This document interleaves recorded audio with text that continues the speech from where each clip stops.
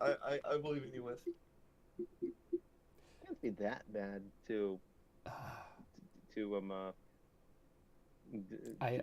like. okay. Okay, I've clicked the button. I'm sorry. We were talking for half an hour. I haven't done this in a year, uh, I got the notification. and I just was told that there's the go live button. We already talked for half an hour. Quick summary. What are we here for, and who are we? I am Cyrek. My relation to this is that I am a Christian. I believe in the Gospels, the bodily resurrection of Christ. They died and was raised, and my knowledge on this is that for the past 7 years, I've been diving more into uh, the hermeneutics, the theology, the historicity, and hermeneutics of the texts, so that way I have more understanding of my own faith.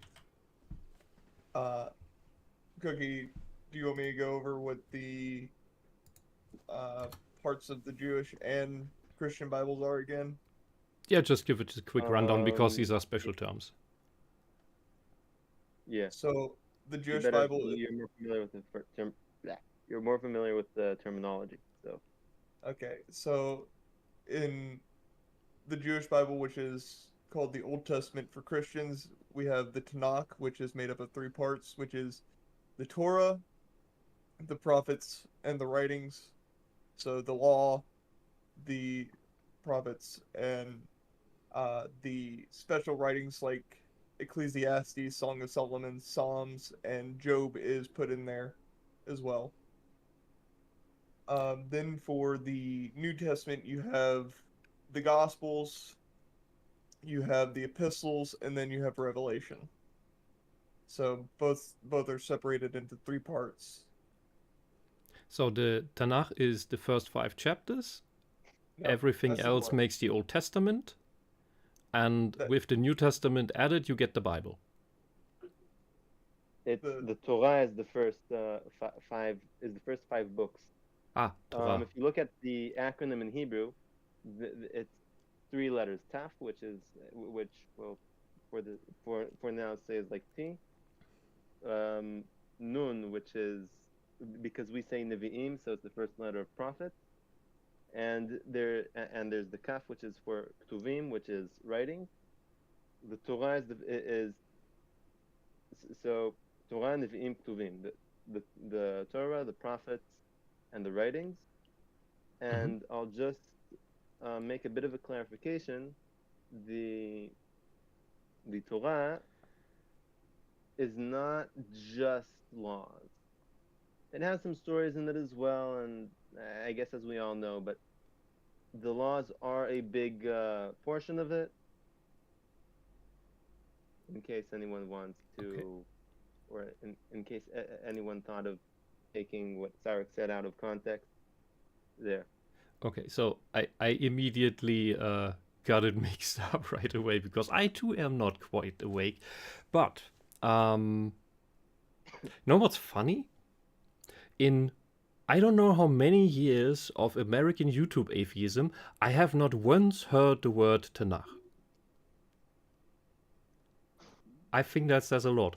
Um, okay, we're here to look at a Let me video add my from what well, I just so because people don't even know why we're here, what we're gonna do. Then you can introduce yourselves further. Um, about 3 years ago, there was a relatively viral video by a channel that had only 600 subscribers, but it was viewed 36,000 times. And we want to see how accurate that actually is by the knowledge we can dig up. And I have therefore brought these two friends of mine who, from their respective perspective of knowledge about the Abrahamic religions,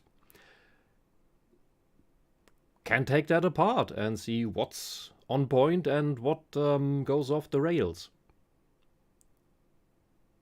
Yeah. So did we forget something in the re-summary of what we accidentally did offline because I'm an idiot? I guess I'll give a brief introduction as to who I am. I'm a religious Orthodox Jew. I live in Israel. I'm currently studying in yeshiva. I've studied for a few years. I've studied bits of the Tanakh, and some of them more in depth, as well as the more oral parts of Judaism, which are absent in Christianity, which is one of the main focuses of yeshiva.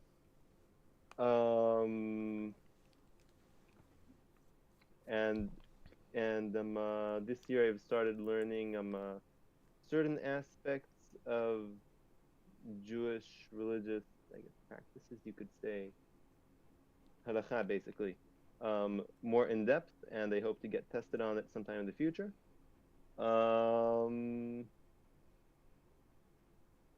Yeah. Okay. And you both also have some knowledge in the ancient history of the places of the Bible. Yeah. I'm kind of interested in. I'm pretty interested in history, so I've picked up a few things about my people's history, as I would assume that most people who are interested in history would do, as in, like, they would learn all sorts of bits of history, but also some of the history of their own people as well, because it's kind of important, I think. But we'll leave that discussion for another time. Okay. Now, where was my watch together? There it is. And isn't that a wonderful title card?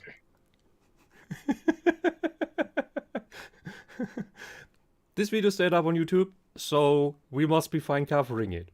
At least that's my assumption.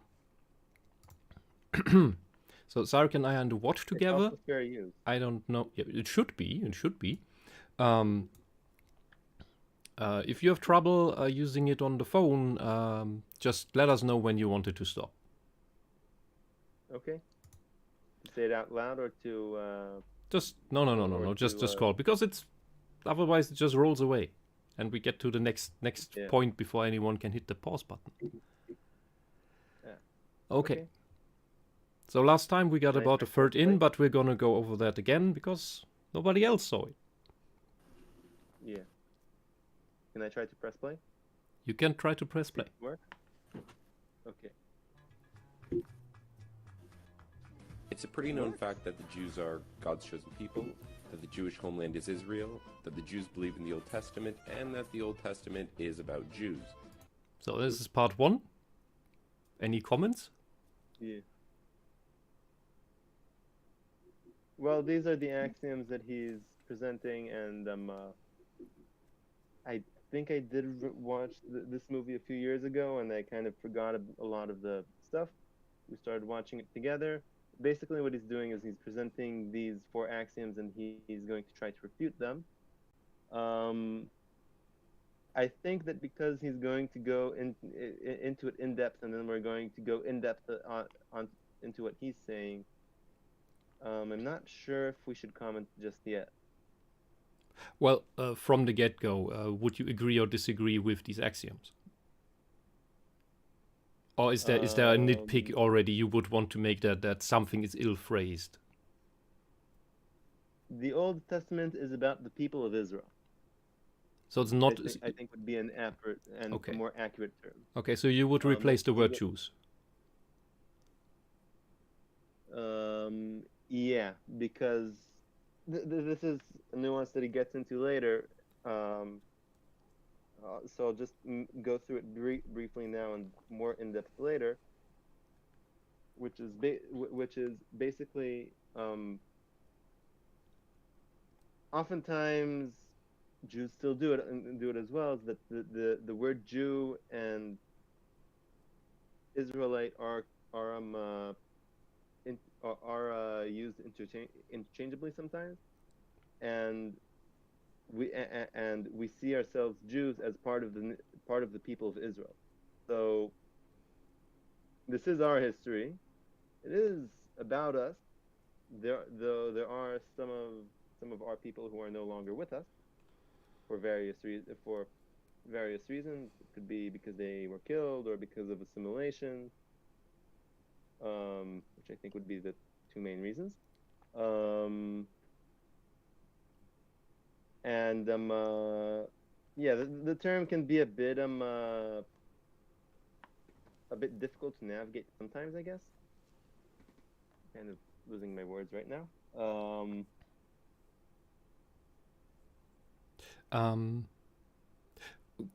Would it rather be that the way these are phrased is what is it, popular opinion belief is? Because Yeah, most people know honestly in Europe know nothing. Yeah, and also some Jews who haven't read the Bible too much or read the Tanakh too much, they might also fall into some of the more nuanced or technical pitfalls within this, and then this kind of misunderstand things. That might especially Like, be the secular Jews who mainly vote socialist, it seems.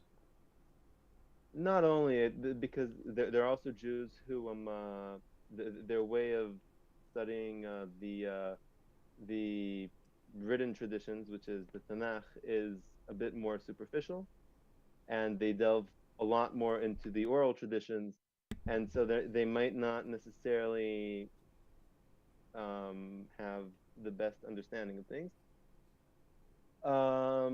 Just an example, I know that he's going to bring it up later, which is saying that Abraham was Jewish. Not really. He's the father of our nation among other nations, but so yeah, I guess this brings in the caveat of until the people of Israel come along, the Tanakh, aka the Old Testament, talks about the prelude, I guess you could say, to the people of Israel, Yeah. and it tells all sorts of stories, and there's all sorts of stuff to learn from it, and Exumed Legum in the chat mentions that 3 isn't exactly correct. The Old Testament is a Christian edit of Jewish scriptures. yeah, the Old Testament and the Tanakh, that is a very good comment. I just remembered the edits are slightly different, because something that happened was that there was the Tanakh was organized a certain way, and then there were other books, other additional books that were written that were kind of like on the outskirts. Some people at some point, some people decided to add them in, some people didn't, and then sometime during the Middle Ages, I think it was during the 8th or 9th century, a guy named Bar Asher, I don't remember his full name. What he did was he basically recanonized everything, cut out the external books, some of which are in the Old Testament in the Christian Bible. This subject I don't know too much about, but yeah, that is an accurate comment. So, like the Book of Enoch is not part of the Tanakh. I heard it's part of the Old Testament, but I haven't No, looked at no, the it's Old not. Testament. It's not? It's not. No, It's Okay. apocryphal? it's apocryphal. So only certain Bibles have it, and even then, they're not considered canon. They may hold some truths, but they're seen as just basically fan fiction. Okay. Thanks for that. Something that is in the Christian Bible that is not in the Old Testament, which is not in the Tanakh, is the book of the Maccabees, if I remember correctly. That is in the Ethiopian Bible. that is not in the. So the Bible that I have has 66 books. Oh, Maccabees, Enoch, Judas, uh, Thomas, and several other books are removed from the canon because they're seen as fan fiction. Okay, so what maybe is something that we should run. I have a question to interject.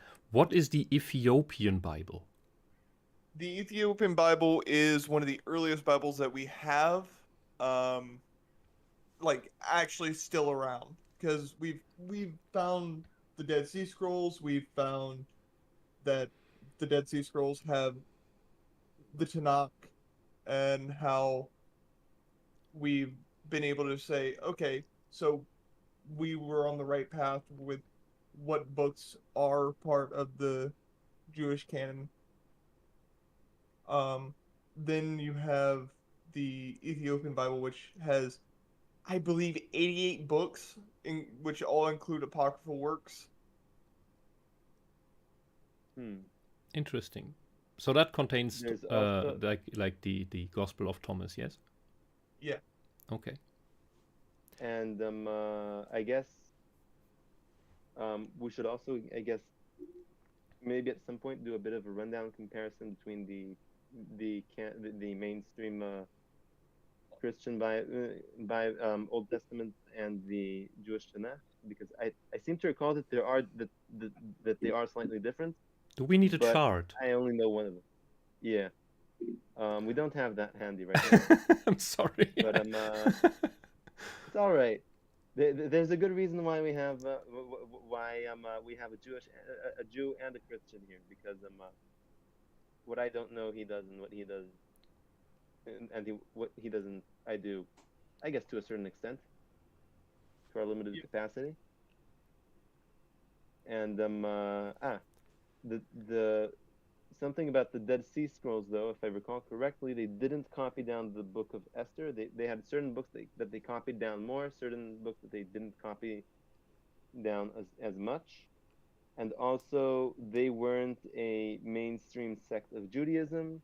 They belonged to a cult that lived in the desert, and they had some sort of obsession with purity, I think.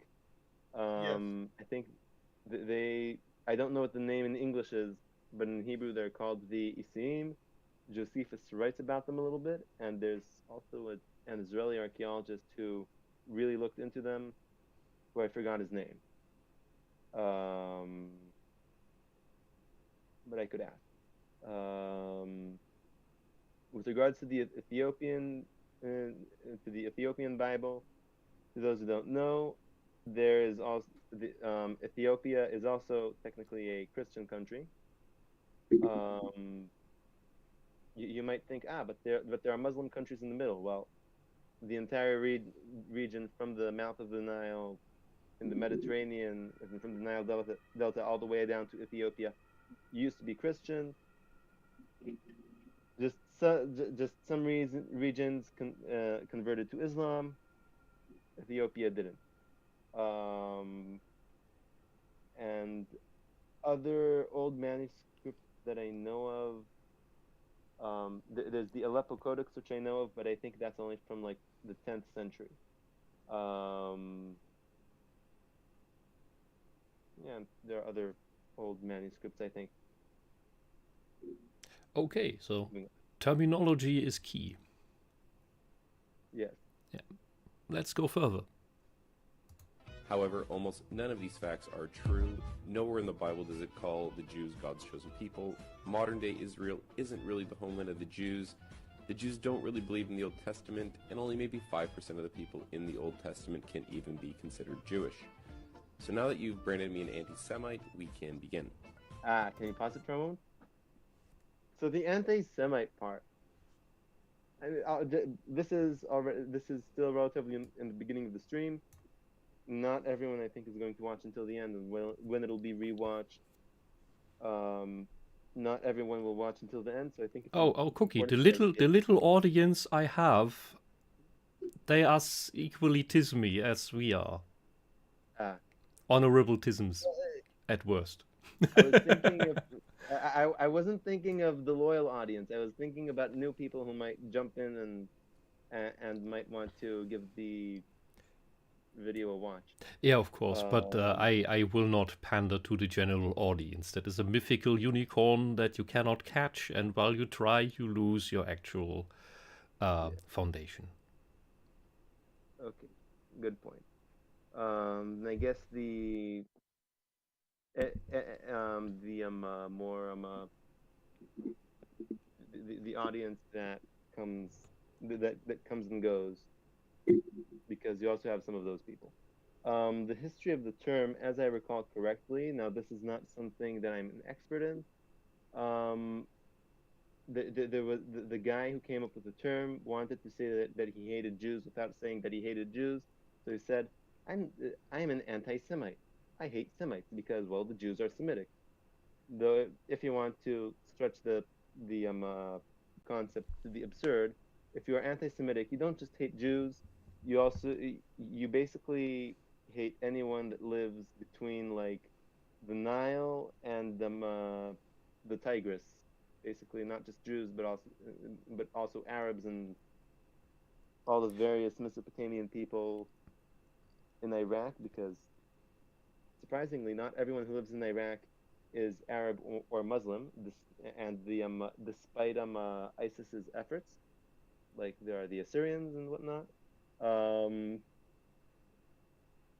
so yeah, I do not like the term. If someone doesn't like Jews, just say that they're anti-Jewish. Don't say anti-Semite, because Well, it was made to be yeah, Yeah, precise language is important, and there's a reason why people are obscure in their language, because they tend to want to obfuscate.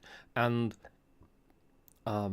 I think it is more of a rhetorical question at this point whether or why there is so much in parallel to what you just said to how the left, the socialists, are right now using the term anti-white.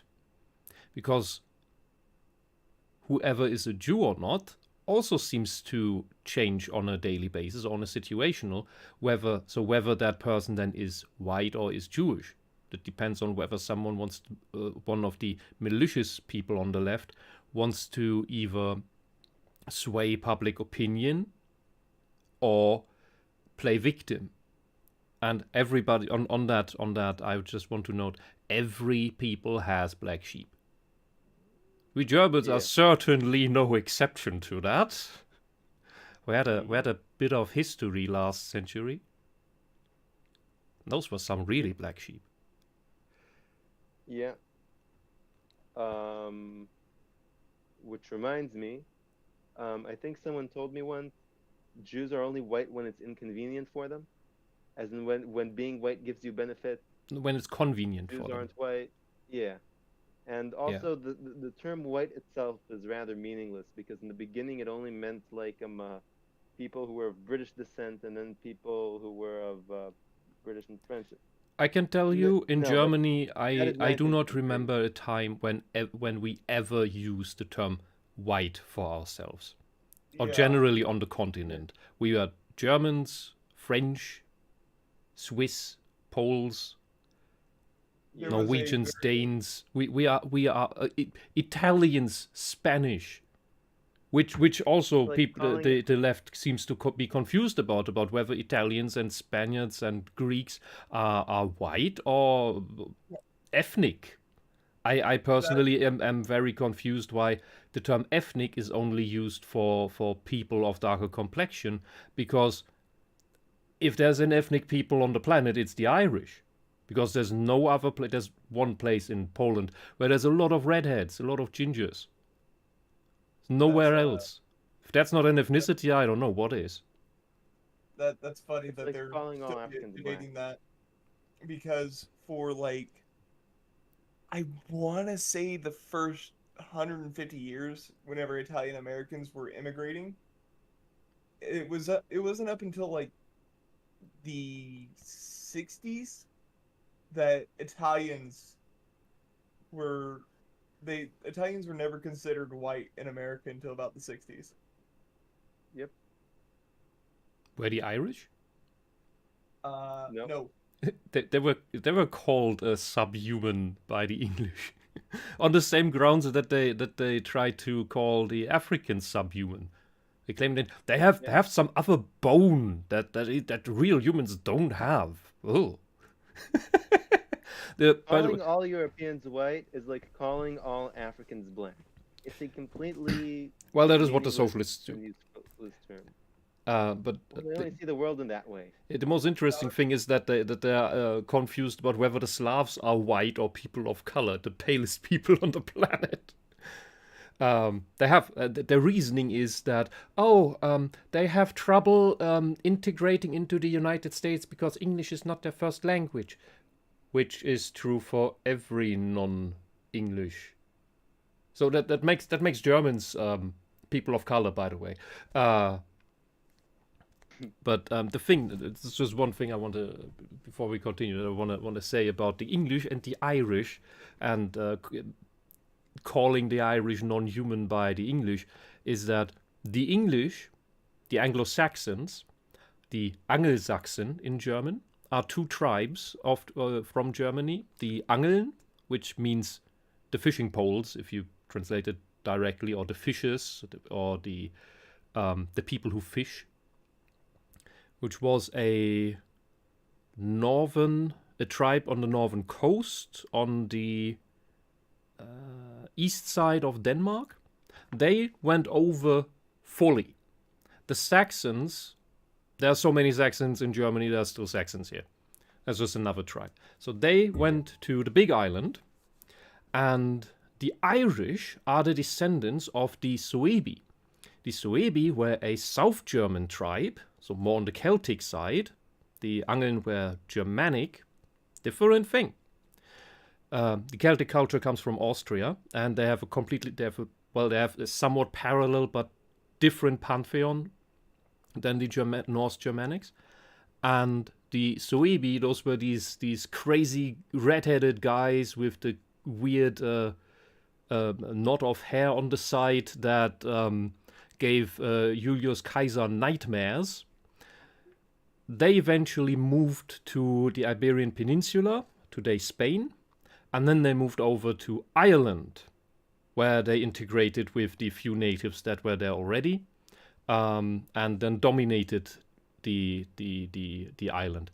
They did not take it over by violence, from what we know. It was more a peaceful intermingling. When there's not many there anyway, like why the hell put up a fight?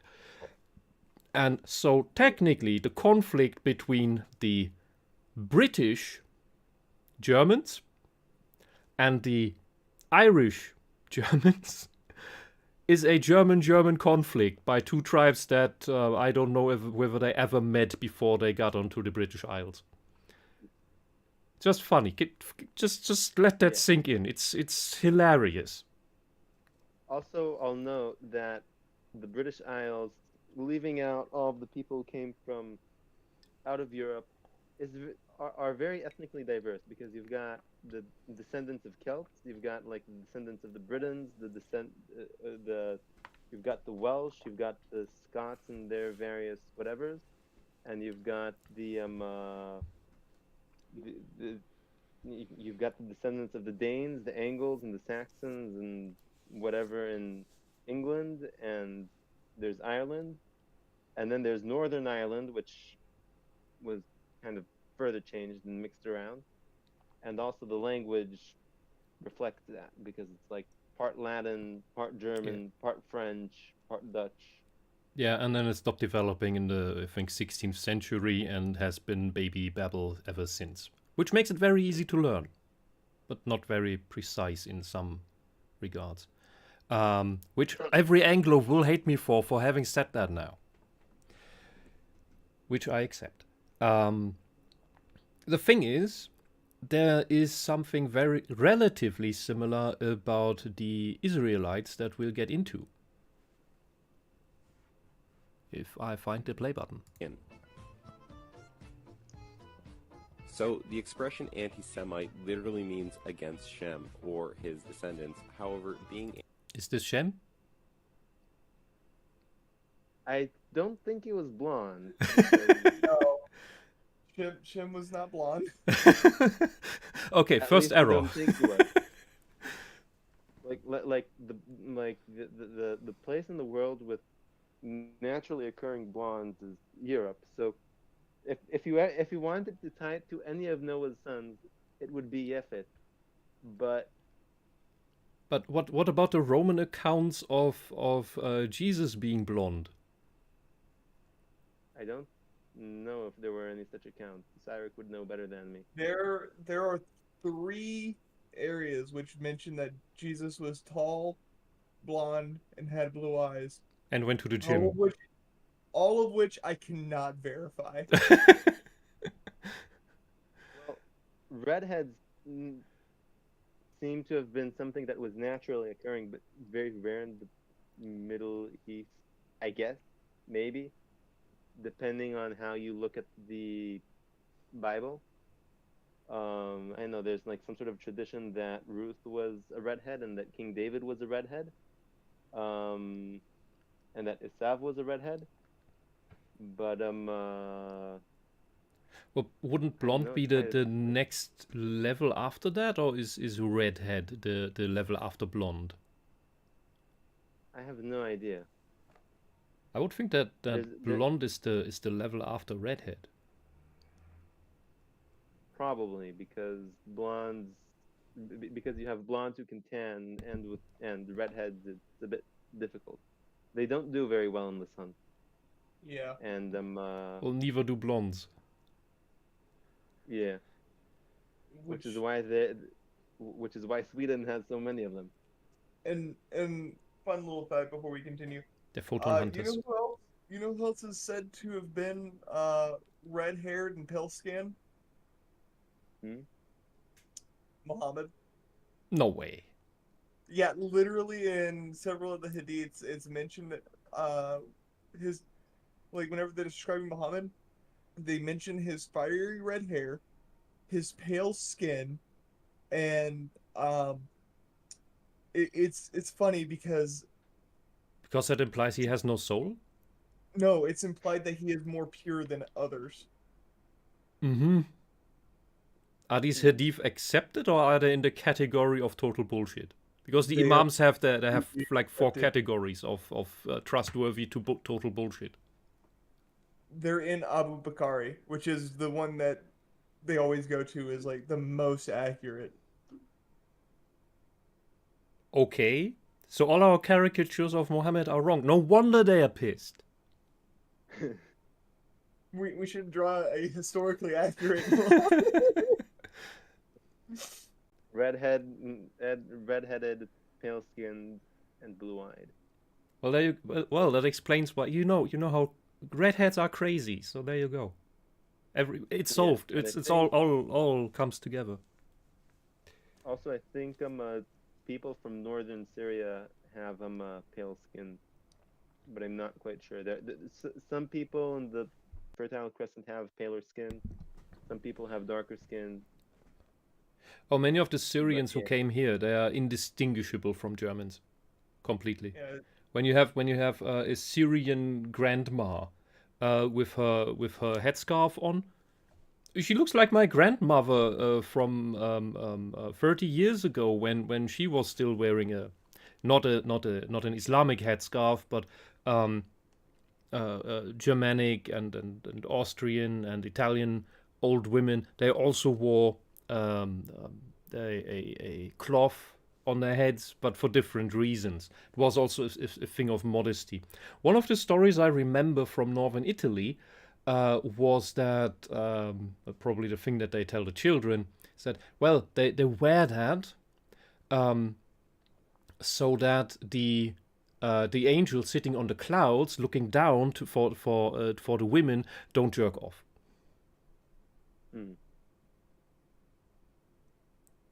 Interesting. Yeah, there's very lewd angels up there. That's why you need to wear the headscarf, not to deter men, but to deter peeping Tom angels. Yeah. Now that I'm thinking about it, don't most cultures have a thing where women where women have their hair tied up in some way?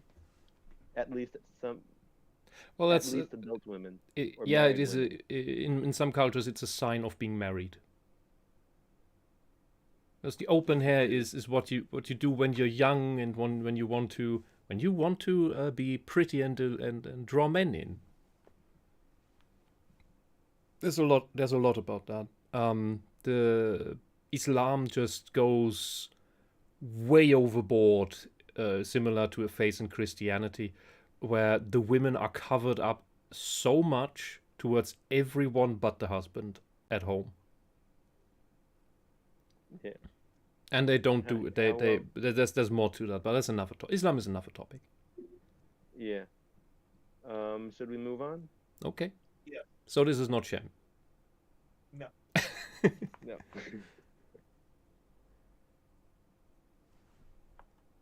Anti-Jewish isn't the same as being anti-Semitic, so let me explain. So that's what you went over before, Cookie, right? Yeah. Okay. Yeah. The Semites are the descendants of a man named Shem, who would father some of the world's most renowned empires and dynasties, such as the Assyrian and Babylonian empires, and even the Persians can call themselves Semites. So why is it... Wait 1 moment. Can you pause it? Yeah. Not the Persians. Not the Persians? No. Not the Persians. The Persians were more Eastern than the Semite people ever got. And according to the Bible, they are from Yefet. But also, there's some sort of linguistic root to it. There's a family of languages called the Semitic languages, or the Semitic language family, which is part of like the Afro-Asiatic, whatever. The Persians and are part of a larger group called the Iranians, who yes, I know that I'm going to prod the dark history of Germany. It's fine. Aryans, We're used to it. Iranians. So there were.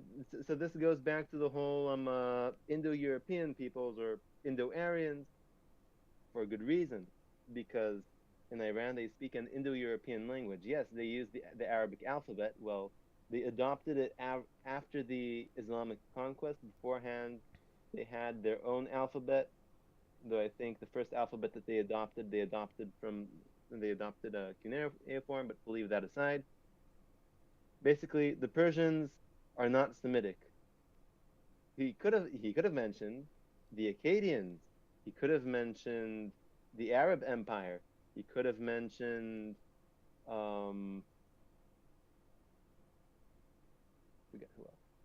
Yeah, I forget who else. But the Babylonians, the Assyrians, the Chaldeans. Babylon's a bit difficult because you have the Chaldeans, you have the Kassites, and you have various different generations of it, and you've got a whole slew of Semitic people. The Samaritans, the Canaanites. Mm-hmm. Some people classify some Ethiopians as Semitic because there are Ethiopian Jews, and Jews did have a big stronghold in Ethiopia prior to the 1st century AD.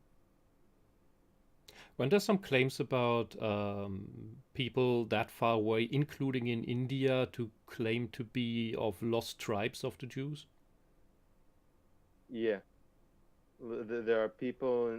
There are a lot of the Jews of Ethiopia. I forget which community. I think it's the Kesim. I think it's the Kes people or the Beta Israel. I'm not sure which one of them exactly. Have some sort of tradition that they're from the tribe of Dan. India, it's more complicated because you have, I think, 3 different populations. You have the Bnei Israel, you have the Bnei Menashe, you have the Cochin Jews. Mm-hmm. Okay, I guess I'm going to pull off Monty Python's Spanish Inquisition. And you've got the Iraqi community, who are basically Jews who came from Iraq and moved into India, and that was the community that moved the latest. The oldest community there is from around the time of the first temple.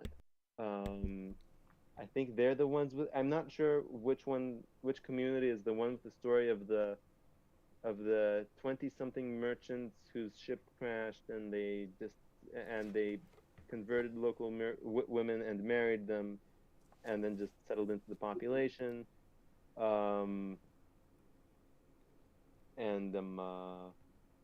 Yeah. Yeah, and also, there having been people, Jewish people in India thousands of years ago.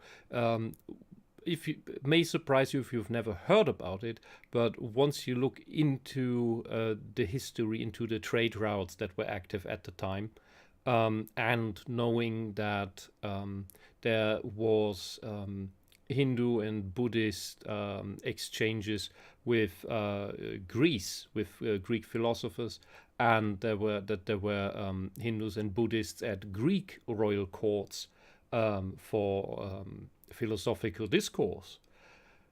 Then all of this is not surprising at all anymore. There was a lot of cultural exchange 2,000 years ago, and so probably before as well. There's also that during the time of the first temple, there was the kingdom of Israel, and after it split later on, the kingdom of Judah succeeded in this position with holding a port city on the Red Sea, not too far from Eilat. And they basically used it for trading with the Indian Ocean, East Africa, and whatnot. They had ships that brought back gold from there, whatever. At least that's what the Bible claims, and that at some point they stopped coming. And I think it was an Edomite city that was conquered by Israel, and Judah retained it as a vassal, but I'm not entirely sure. Which also lends into this, and also during the time of the Second Temple, there was some competition between the Jews and the Nabateans over the spice route. Okay, so there's a lot of stuff going on that is hard to understand if you don't have a map and the laser pointer. Yeah. Okay, but the key point is you say the Persians were not Semites. No. Okay, let's go on. Let's keep on. The Persians would be insulted. Sorry, the Iranians would be insulted. Semites. So why is it when you say something against the Jews, you are considered anti-Semitic? Because just like stealing your religion, your homes, your money and businesses, some Jews also love stealing names, inheritance, and land. So Shem is the son of Noah, the guy who built the ark when Mesopotamia flooded. The Sumerian kingdom would be destroyed by the flood, and the Semites would descend from the Caucasian mountains and establish the Akkadian Empire. I seem to recall reading that the Akkadians came from the other direction, that they actually came from the desert. Wait, actually, I have the book handy over here. The book that I'm referencing is a book called Semitic Languages by Chaim Rabin, a linguist from the previous century. Hope you can see it quick enough.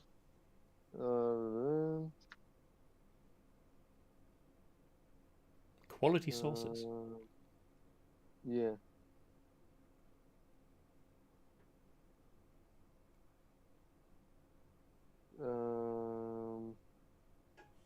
There were people.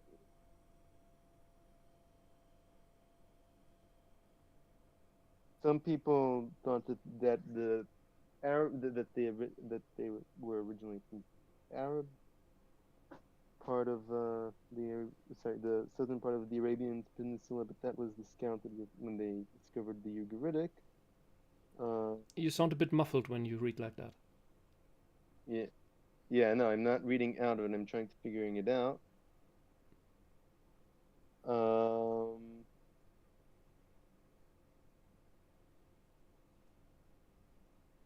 Okay, it's written in Hebrew. But to roughly translate it, many researchers who deal with comparative linguistics believe that the Semitic speakers came from Africa to Asia, and the question, not sure exactly how to translate, narrows down with this: if they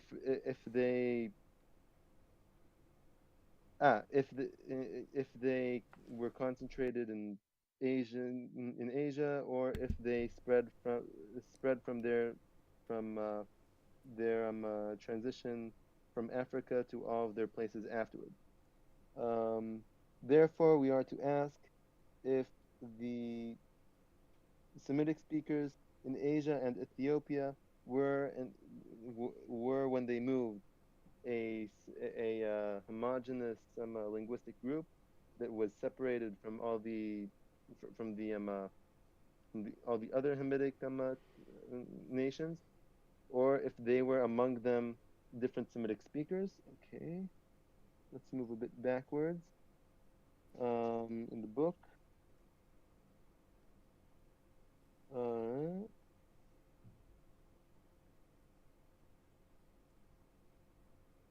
Okay.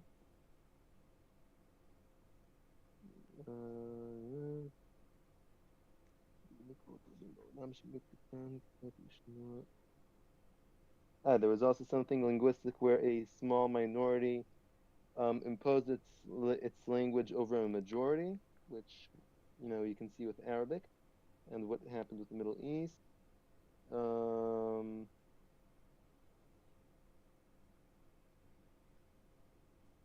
Okay.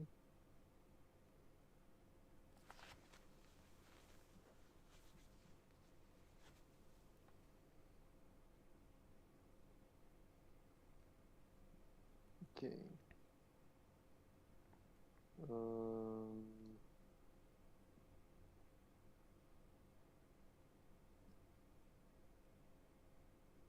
So from looking at the book, from what I can understand, they talk about how they believe. Basically, I'm going to summarize something, which is the Semitic languages divide into, if we leave out Africa, into three main groups. You've got the Eastern Semitic, the Northwestern Semitic, and the Southwestern Semitic. The Eastern Semitic would be languages like Akkadian, Assyrian, Babylonian. Northwestern Semitic would be Phoenician, Punic, Ugaritic, Canaanite, Moabite, Hebrew, Aramaic. Southern Semitic would be languages like Arabic and its other related languages, which I don't really know the names. And basically, they believe that the Semitic speaking peoples they first migrated to Mesopotamia, basically to the Fertile Crescent and all around Arabia, and then the languages developed there. But given that there's a tie to Africa, the Caucasus is basically like the opposite direction. And also, when you look at the whole thing with the Indo-Europeans, I think the Indo-Europeans come from the Caucasus, and the Semitic languages are more similar to the African languages, if I recall correctly, with the whole system of roots. Not the templates. The templates is something that is unique. And Indo-European languages are not based off of a system of roots, if I recall correctly. What do you mean with roots? Yeah, right.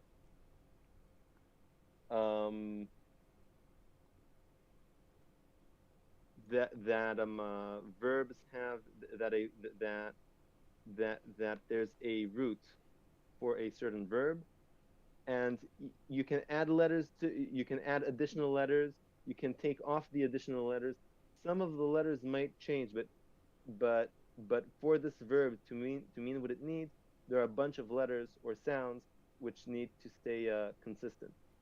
And things are added, might be changed a bit depending on tense, or who's speaking. I'm not really familiar with all the linguistic terms. that without being able to check right now, that sounds very much like the German language works with declination and conjugation, as well as the Slavic languages and all of that. We call in German we You call it don't have Wortstamm, which would be the word trunk. So like the tree trunk.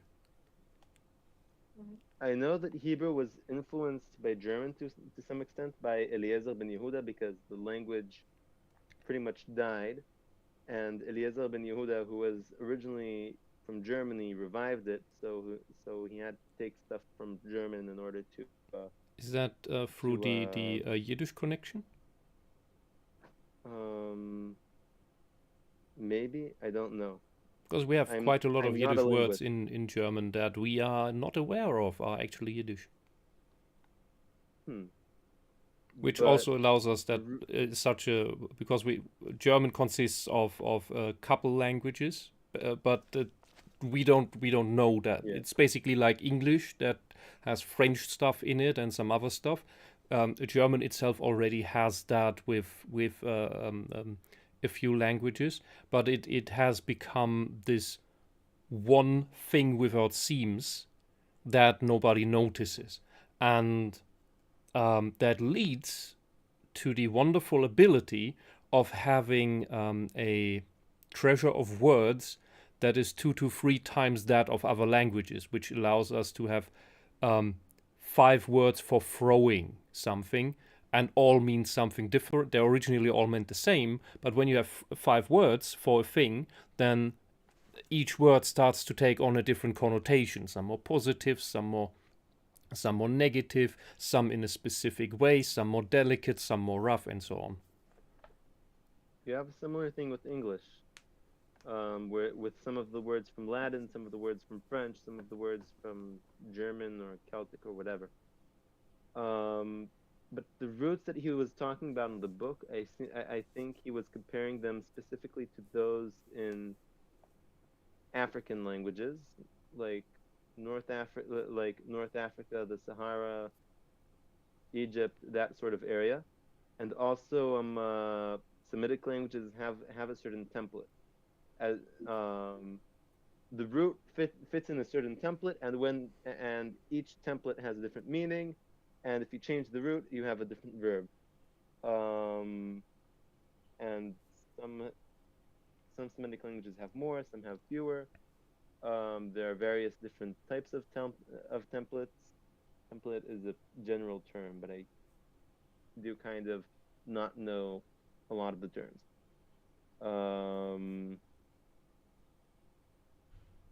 Okay. Yeah,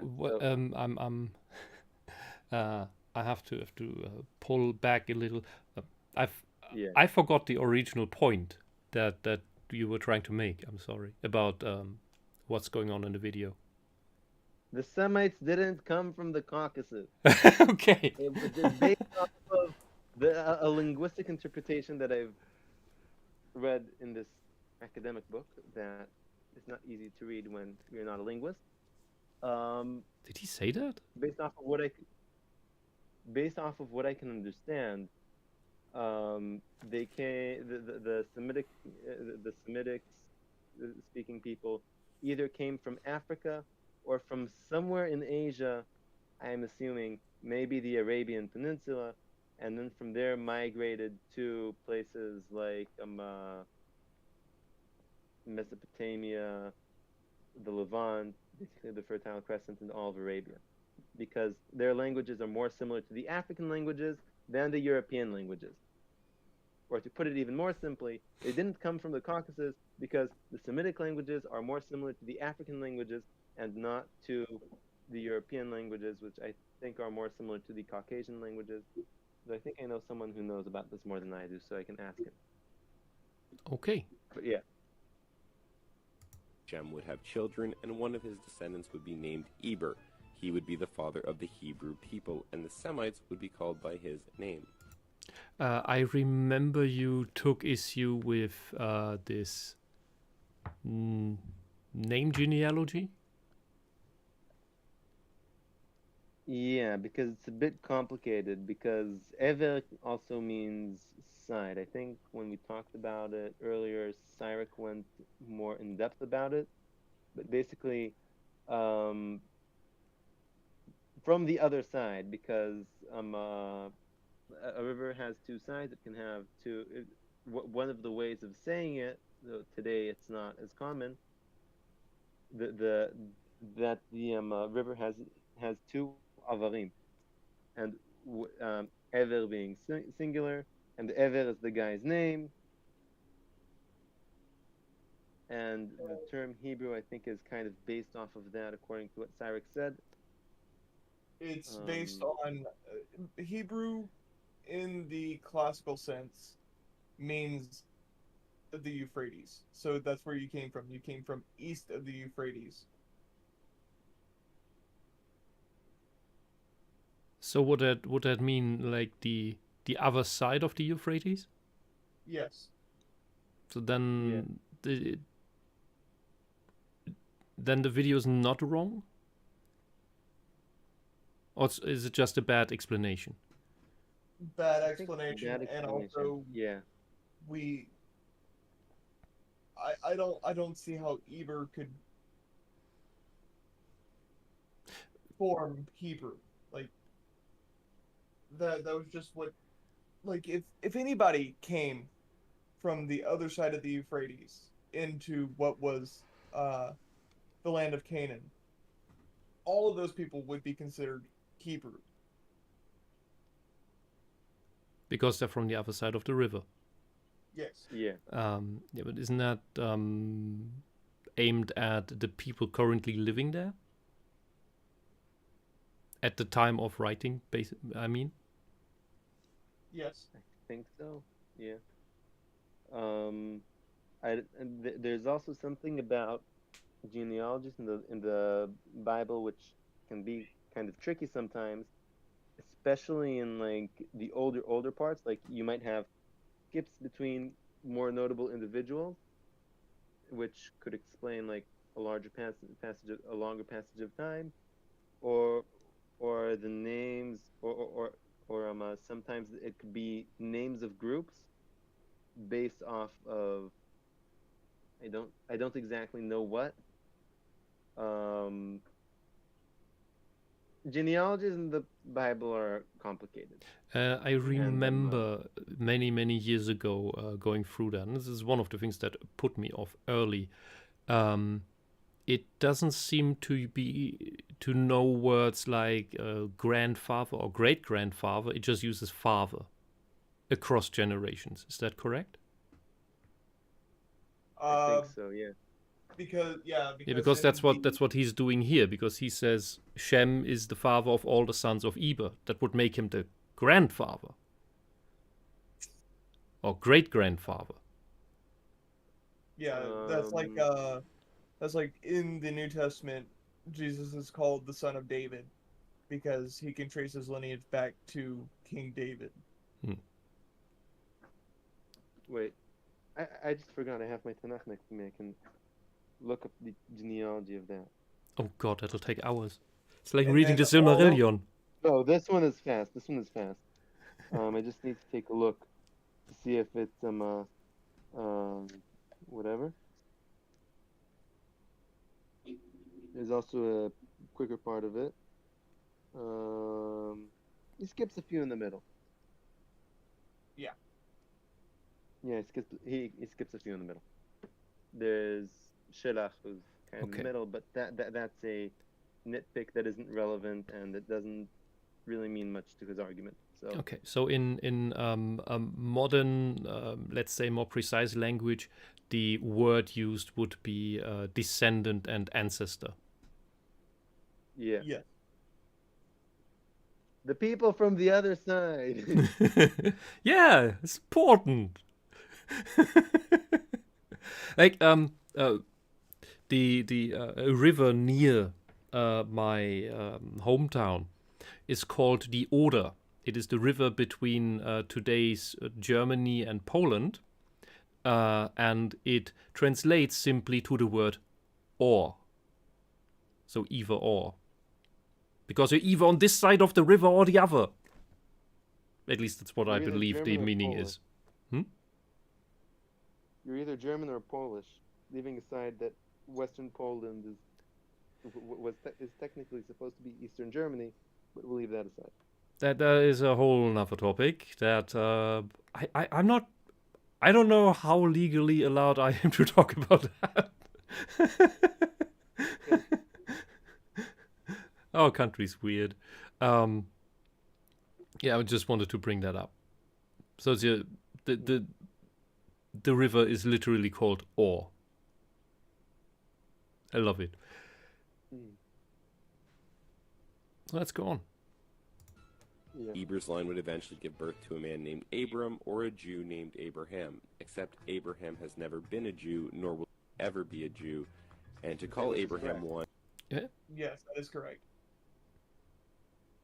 Cookie, I But the didn't hear Hebrew- you. It's correct saying that he is not a Jew, that he was never a Jew. Okay. Abraham was Abraham. The father, or I guess better, as you said it much better than I did, the ancestor of the Jews, the ancestor of the people of Israel, but he himself was not. Could we call you Abrahamites? Those- Abramites. Then you'd be But basically talking technically? about everyone between the Euphrates and the Nile. Yep. Everyone. Everyone. is just plain ignorant, so let's go through it. So, according to the Bible, love the music. Abraham was a Hebrew and not a Jew, who God promised would be the father of many nations. Not one single Jewish nation, but many nations, and that through him Which is all the true. families... Yes. Okay. Yeah, I just think that it's important to know when he says something which is correct, and when he gets the terminology on point. I think it'll make it easier to Acknowledge pick that. apart what he says. Yeah. Okay. Just I don't have the audio leveled, so that it's when the video's running, you're very very quiet in comparison. I hope that's okay for anyone who listens. So to make it a little bit clearer, Abraham is the father of many nations. There is a nation in the Bible that Abraham is not the father of, and that is the Canaanites, because those are the descendants of Cain. Cain. Supposedly. Hence the Ham. name. Are the Canaanites of Ham? Yeah. He That went. seems He went to the east, and Canaan is in the east. What? Yeah, but when the word in Hebrew looks totally different.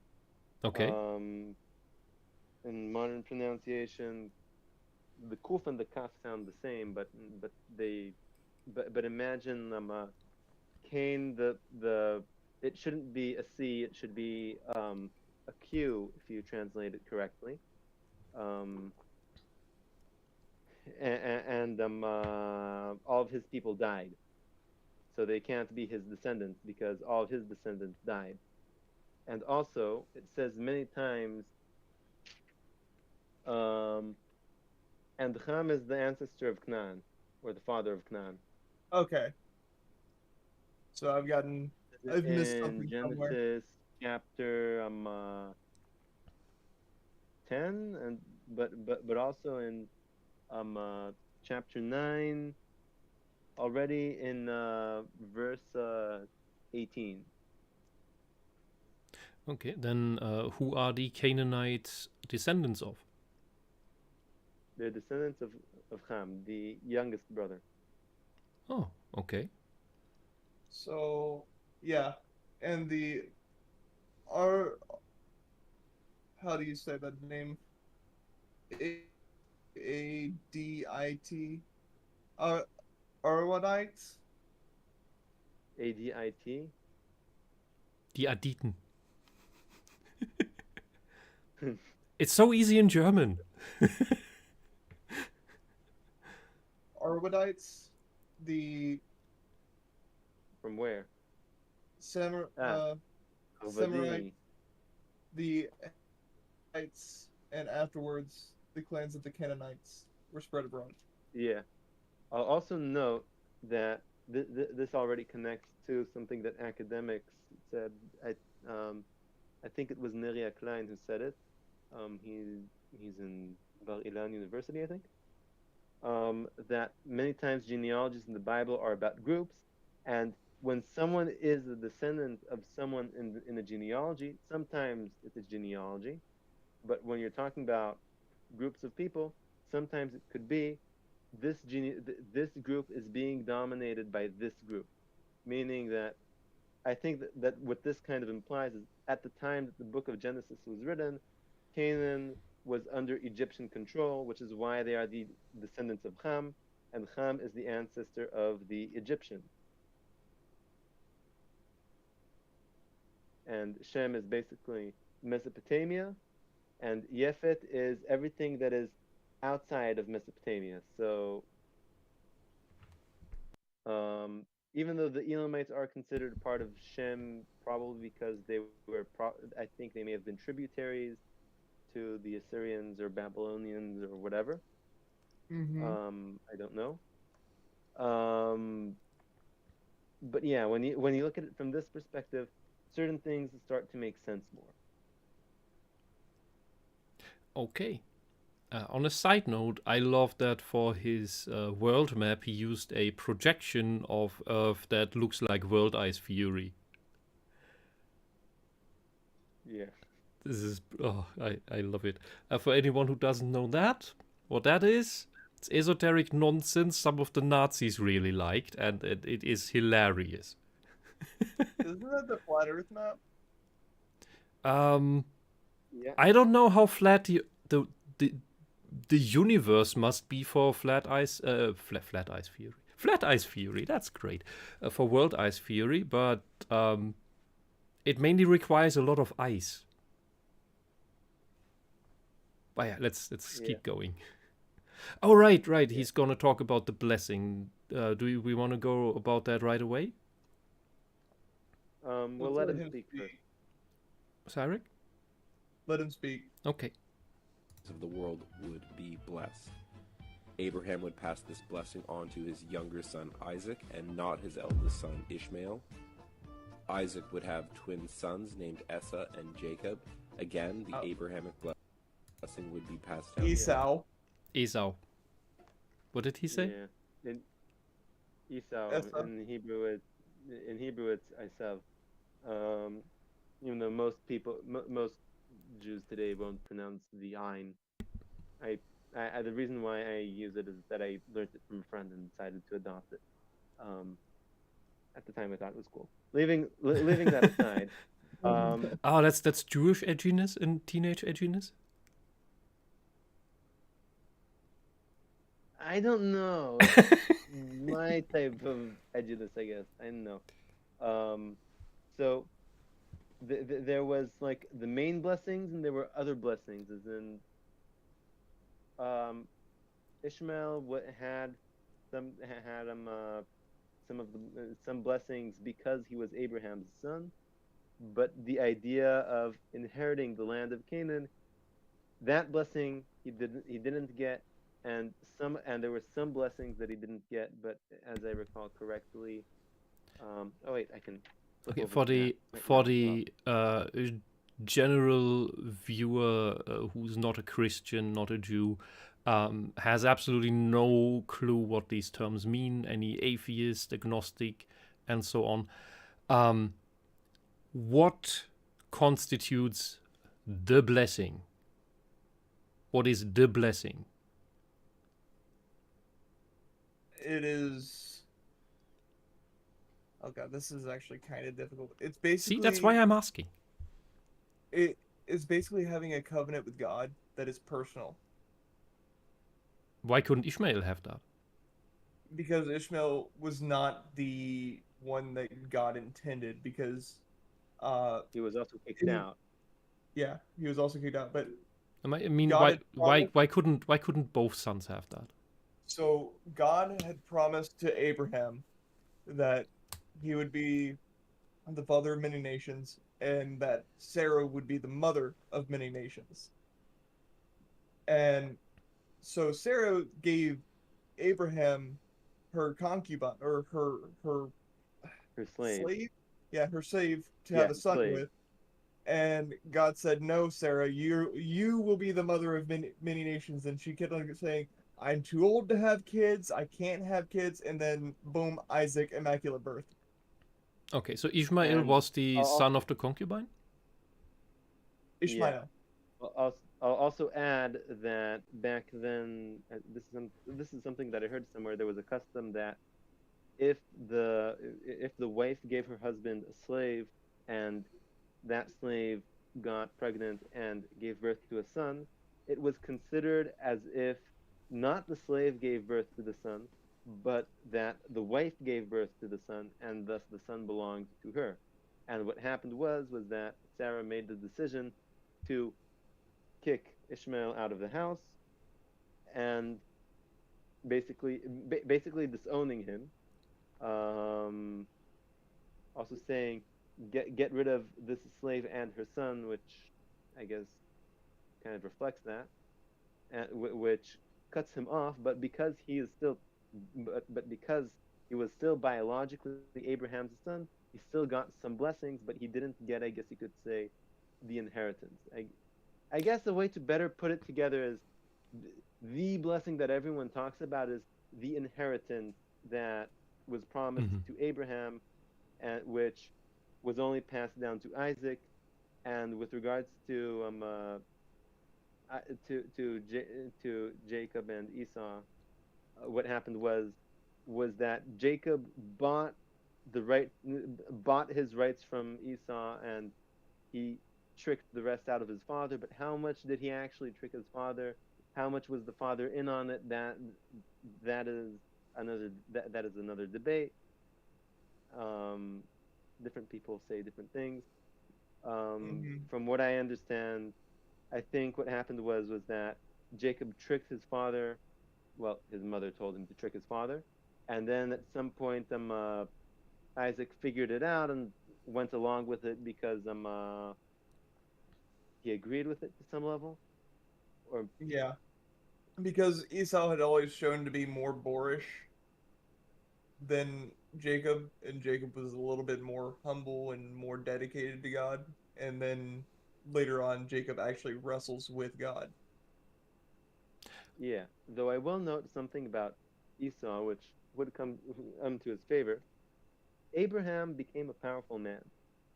And what happened was that Isaac had even more political power where he was, because he basically inherited everything from Abraham. Because what Abraham did is that all of his other sons, he gave them gifts and sent them away, Hmm. or with the exception of Ishmael, who he just kicked out and got other gifts and whatnot.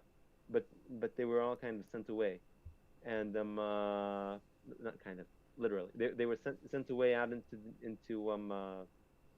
Eretz Bnei Kedem, as in, I guess, would be the land of the east, which I guess would be Mesopotamia, and or at least the desert.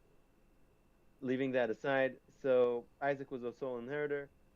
From here to there, he somehow became more powerful, and Esau hunted for his father, who was blind. Something that kings did ever since antiquity is that I forgot to mention that this is already a theory of mine with regards to what Esau did. Kings from since antiquity, they would go out on hunts. They would go out on hunts because they were kings. And Isaac, he couldn't hunt,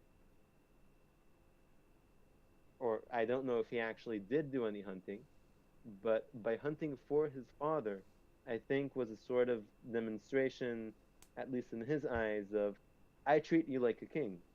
I believe that you are like a king, or something like that. And Isaac liked it. His wife didn't like it, but he liked it. Hmm. So it's a lot of family politics and legalese. Yeah, To an yeah. Okay. So it is about you could say inheritance, and the covenant thing goes on top of that. Yes? Yeah. Yep. Yeah. And on top of that, God chooses each one of them individually, as in he chooses Abraham. Mhm. Later on, he chooses Isaac, and later on, he chooses Jacob. So it's like it's more like a who's the high priest of the religion.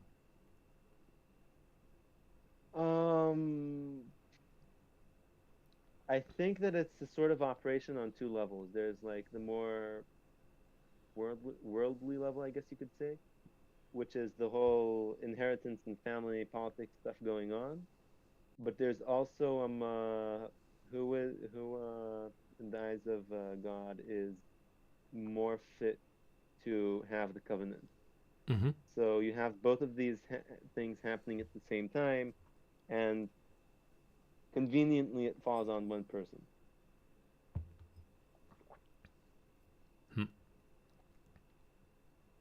Younger brother Jacob, who would then be renamed to Israel.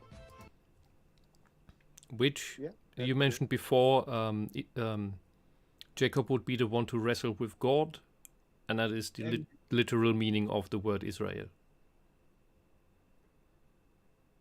yeah, Um, to an extent. I'm going to take a step back because I'm not that familiar with the words, but if Cyril says It, that's what it is, then no. Israel means, so Jacob in Hebrew means usurper, because he came out. It also means he who holds the heel. And then whenever he wrestles with God, God bestows upon him the name of Israel, meaning the one who wrestles with God.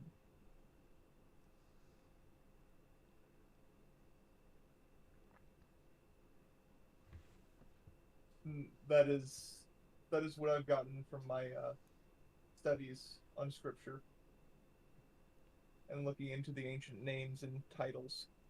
Which in the positive interpretation is to argue with God and thereby sharpen your own mind and find a better answer. I think it's an indication of free will. But that's just me. There's also a midrash, which is a sort of Jewish oral tradition thing. You have lots of midrashim in the oral tradition, in the Jewish oral traditions, which is and one of them says God walks up to one of the scholars. Um,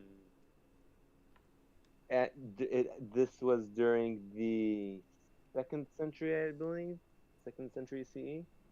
Um, yeah, we can go on there's the calendar debate. I guess we can go into that later.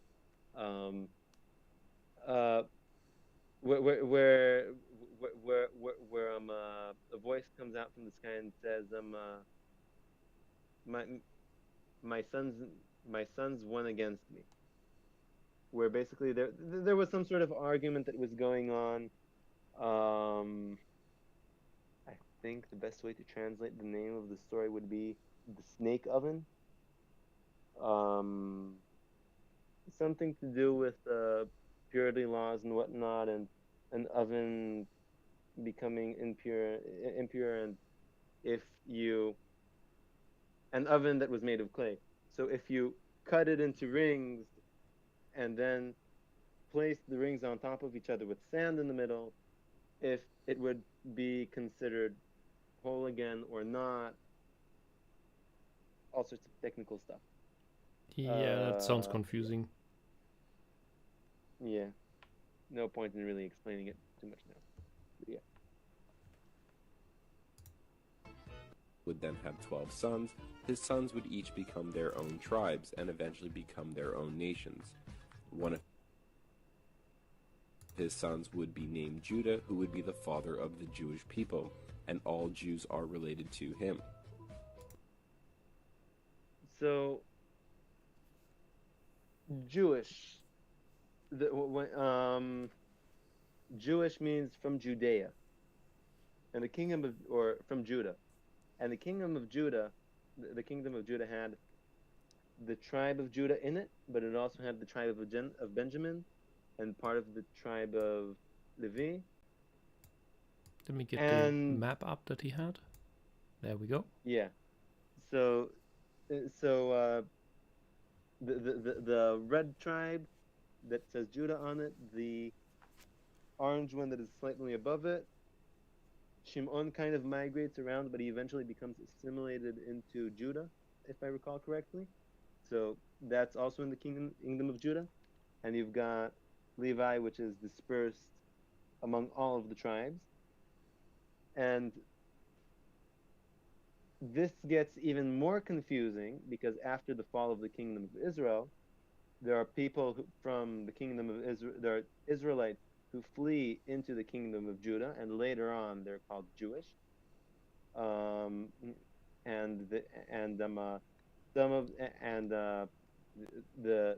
Samaria, which is like the upper part of the so-called West Bank, which was the heartland of the kingdom of Israel, it gets conquered by the kingdom of Judah later on, at least as far as I can tell.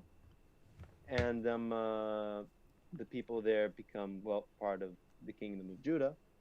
And thus, those who aren't, there's the Samaritans and there's the Israelites who I think probably kind of get assimilate with the Jews, I guess you could say. And also, when they come back, when the Jews come back from Babylon to Judea during the time of Cyrus, there's a bit of there's an additional 12,000 that aren't in the genealogy, and a lot of the commentaries believe that these are people from the tribes that were exiled by the Assyrians from the kingdom of Israel. So these were people who joined in, and these mixed in, and they became Jews, and some of the Israelites exiled by the Assyrians mixed in, I think, with the Israelites from Judah, or the Jews. So, and the terms are kind of used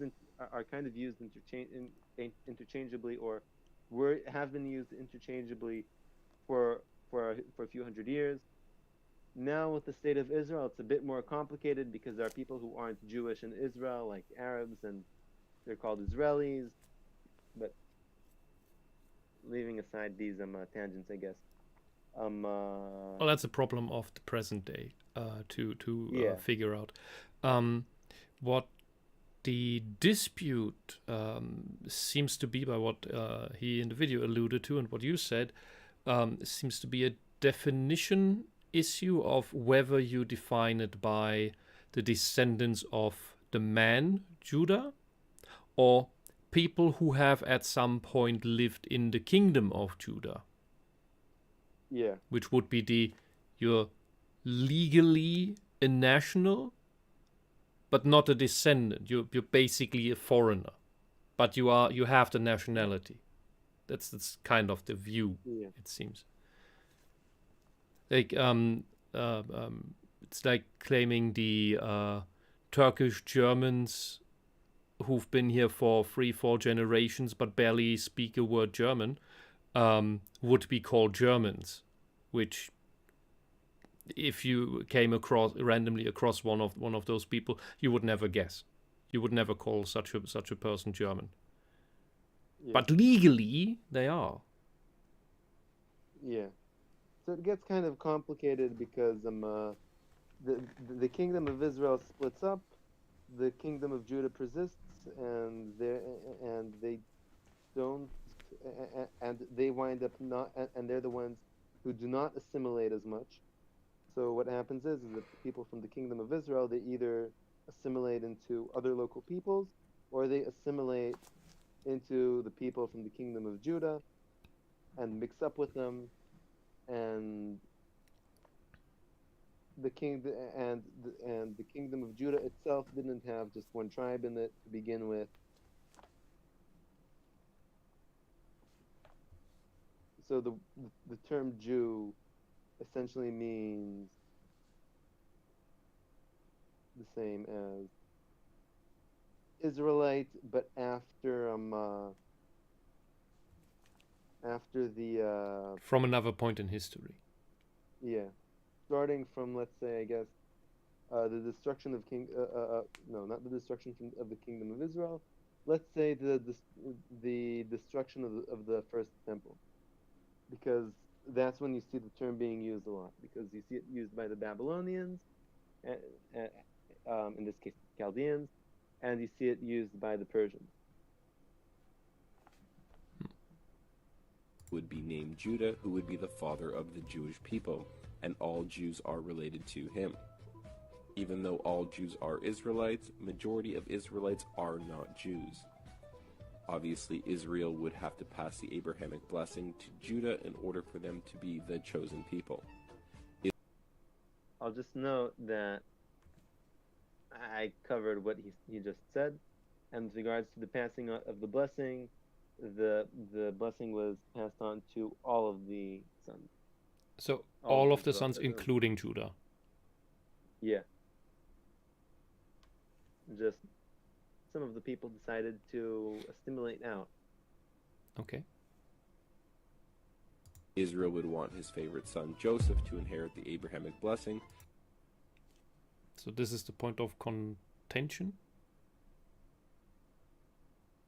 This is a lot of the commentaries talk about this being the point of contention between the brothers, where they all had, I guess, some sort of understanding that they were all going to inherit from their father, and they felt like Joseph wanted to kind of oust them, so they decided, we'll oust him instead, and one of the brothers says, how about instead of killing him, we'll just throw him into the pit? And then another brother says, you know what? Rather than throwing him into the pit, we'll just kill him. We can't kill him. Let's sell him into slavery. Yep, and that's where Joseph goes into Egypt. Yeah. And becomes a interpreter of Viceroy. dreams for the pharaoh. And then the viceroy. And then the viceroy, and then wasn't it like 200 years after his death that they forgot the reasoning for the Jews being there and enslaved all the Jews? Yeah, something like that, I guess. Oh, that's the story? They just forgot? It's a bit more. That's one reasoning. Another I just reasoning simplified It sounds like a that- plot hole. I think I don't remember the exact reasoning. I remember someone explaining it to me, because basically what happens is that a new king rises who didn't know Joseph. I don't think that it's that the people forgot. I think it was that a few generations after, a new dynasty was established, and wanted to take control. So you know, you need to do away with the previous dynasty, and you need to do something about their base of supporters. So enslave them, because the base of supporters in this case is a very powerful one, and they're in the eastern delta, and you're afraid that they might go up the Nile all the way up to Thebes, and you don't want that happening. So you make sure that they stay busy, that they will not do that. Okay, but you both disagree with what's on screen, in short.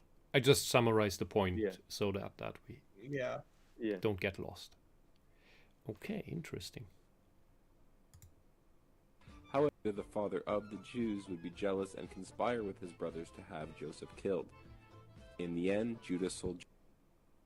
Actually, if you look at the text, it would make more sense that Shimon and his brother Levi were probably the ones who conspired to have him killed, as in everyone got jealous, and then the most trigger-happy brothers, who would be Shimon and Levi, conspired, probably instigated the conspiracy, and then they joined in on it, and then Reuven, who's the eldest, who is a bit I'm not sure exactly how to explain it. He comes up with this wonderful idea in his eyes, which, oh wait, maybe it's not quite such a wonderful idea. But basically he brings up the idea of, let's not kill our brother, and he thinks he'll have him do some things so that he can do something later on, and then Judah realizes, wait, this is basically the same outcome. So what are we doing that is differently? Okay, so rather than killing him and then throwing him into the pit, we're throwing him into the pit to die. How about we just sell him to slavery, and then we truly won't kill him. And then they agree with him, and you also see later on that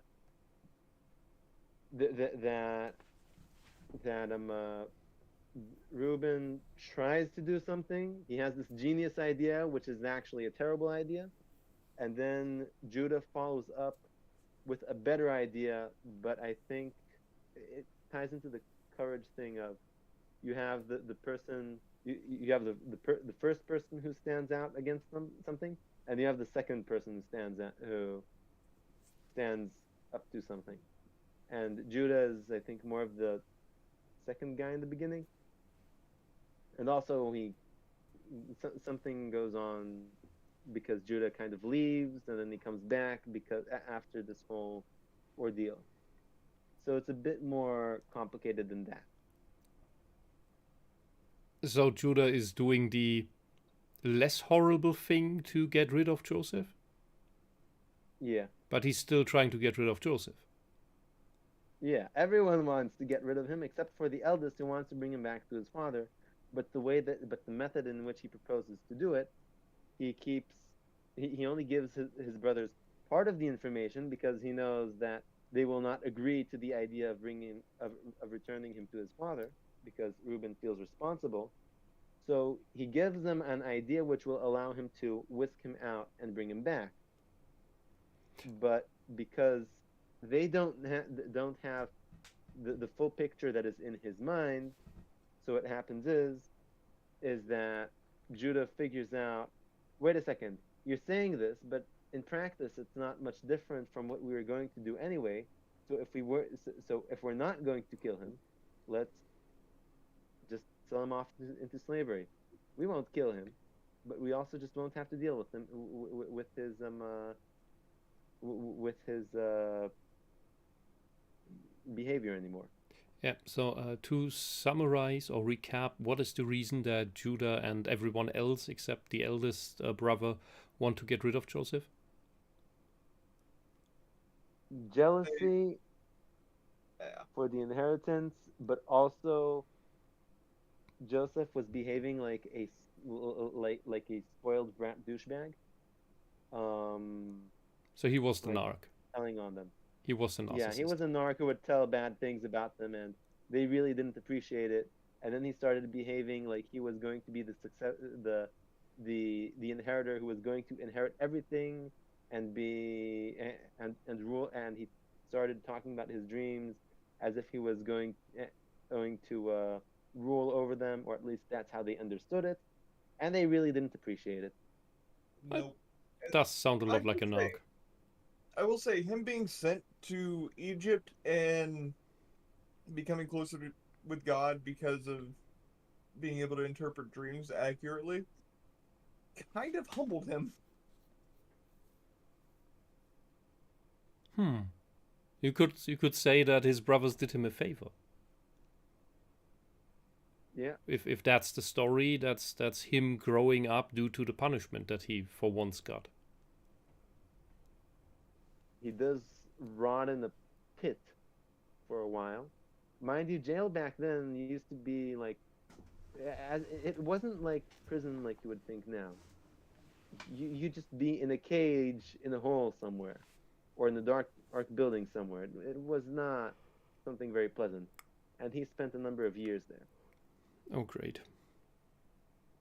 Probably no separate toilet. Probably, Ugh. Probably had a hole. A diggy hole. maybe. Joseph into slavery for silver, much like Judas sold Jesus to the Jews.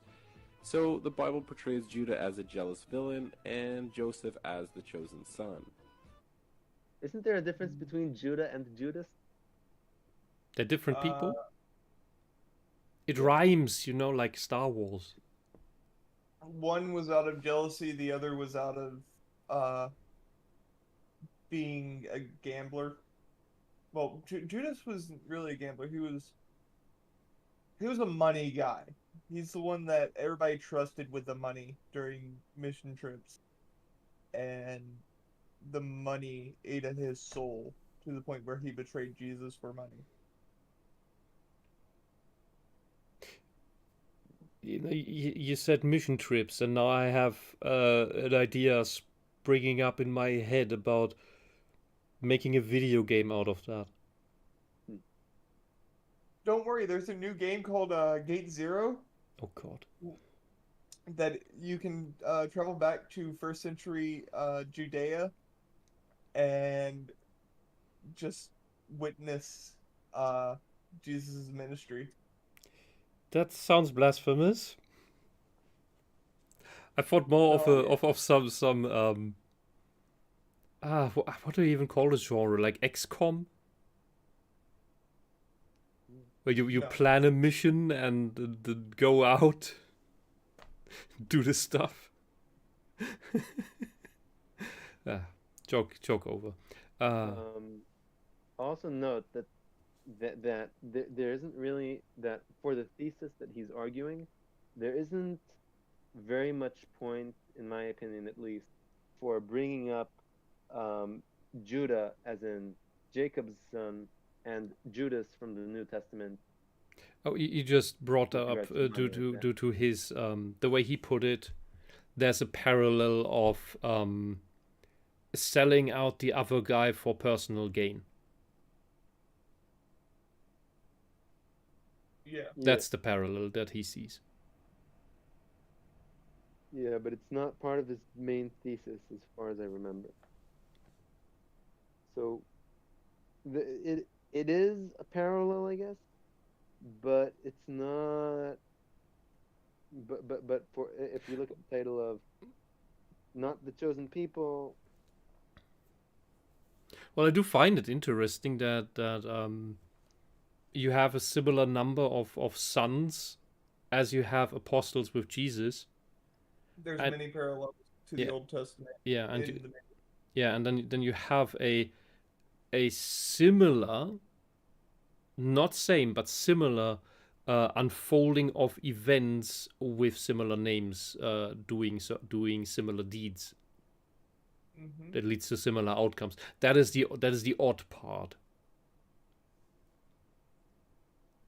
And maybe from an non-religious point of view, looking from the outside, you could go as far as interpret this as, well, the old story was taken as inspiration for how to write a new story, because you take familiar elements and to craft it all together.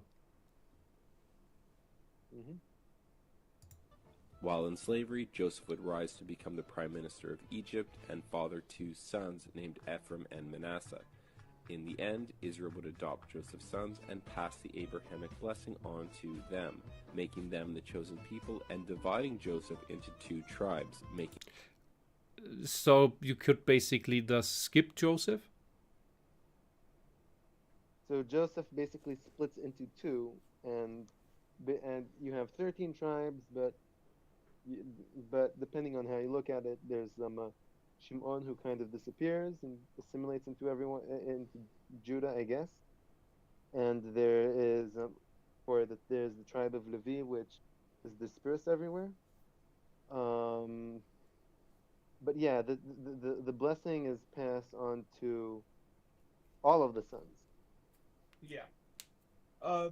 To give context as to why Levi or Levi is spread out is because they are the scribes. They're the tribe of the scribes for Judaism.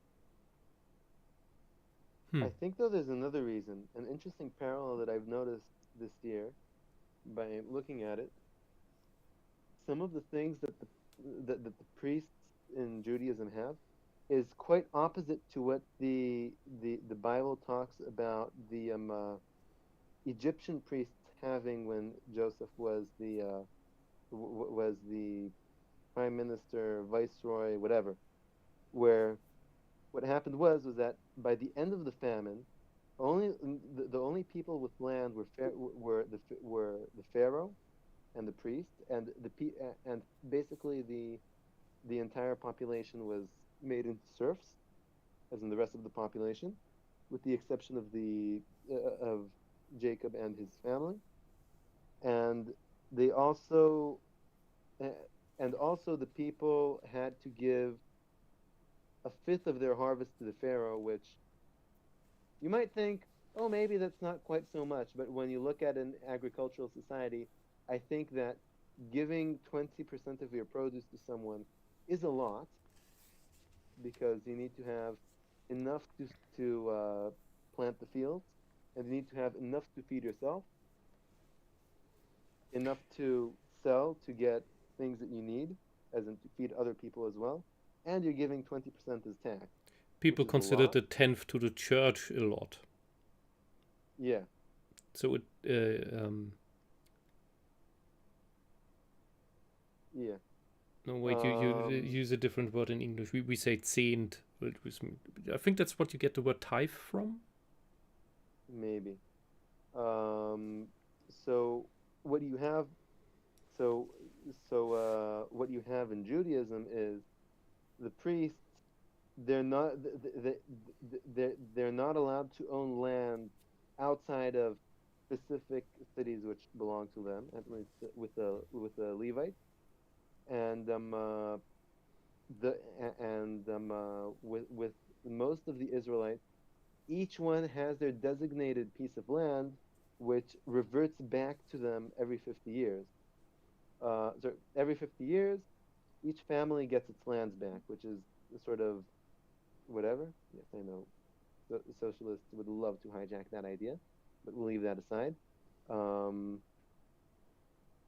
um, and with and and 20% of the harvest would not go to the king. What would happen is that you would give a tenth to the Levites, who they have no land and therefore they're pretty hungry. So they subsist off of that, and they give a tenth of that to the priest. And there's another tenth which you give either to the poor or you're supposed to eat it in Jerusalem. Depends on the year.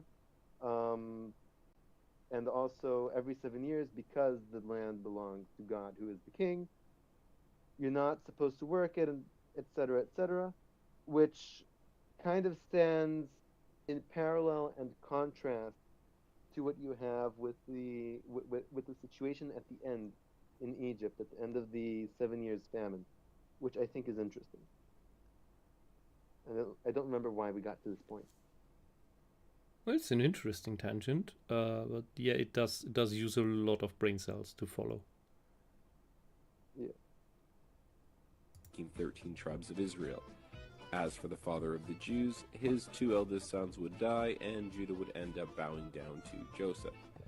So, now that you understand that the Jews were never intended to bless the world, nor were they ever considered the chosen people, we can move on to our second point. Oh, I pause it for a moment. I just remembered, with regards to his two sons dying, it doesn't really have to do so much with the inheritance. It has to do with well, there aren't very many people in the Bible who are called evil, and Judah's eldest son was called evil. So the eldest son died because he was evil, Actual evil trademarked. Yes, actual evil trademark. Yeah, trademark. Yeah, and the second one was supposed to do something, as in he was supposed to marry his brother's wife, which was a custom if someone died without children.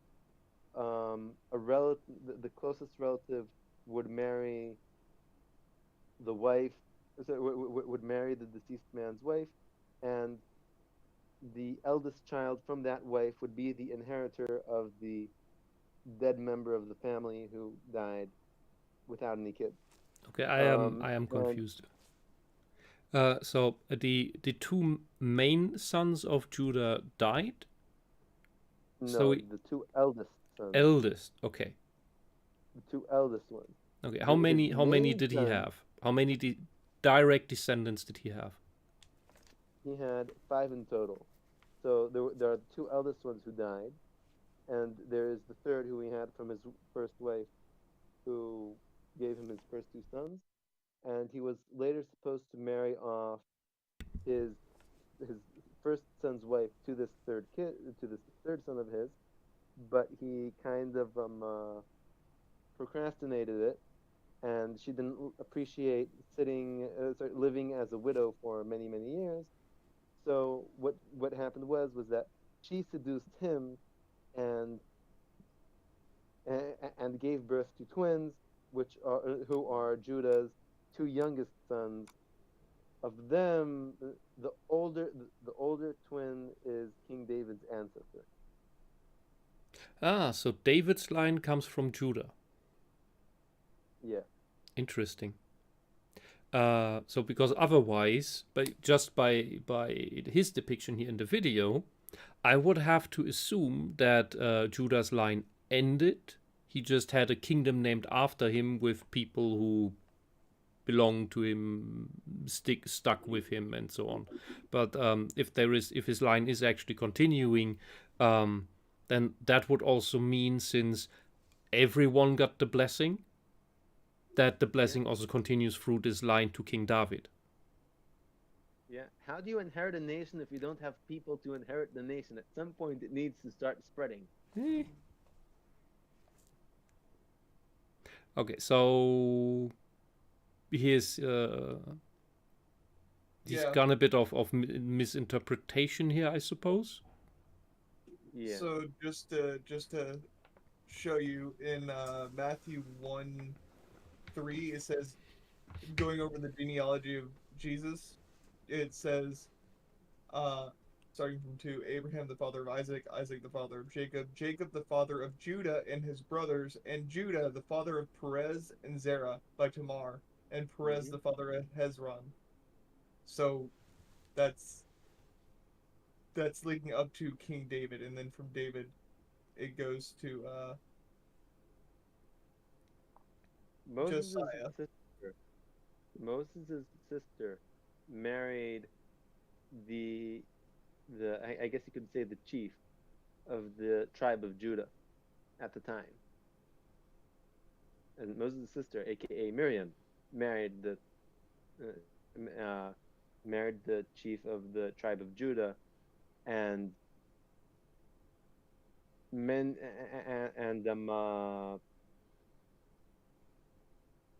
generations down the line, you have King David, which is interesting. So yeah, Judah's line does not die out. It passes on to everyone. Moving on. Okay, so his argument that he the point that he tried to refute, taking everything into account, he did not actually refute. Is that correct? So the point that he's trying to make here on screen, just to sum it up. The point that he's trying to make is not valid. Okay. At the very end, we will probably not get to that today. At the very end, there will be we will see why he's trying to make this point and what arguments or why he's trying to make that point. But that's a discussion for then.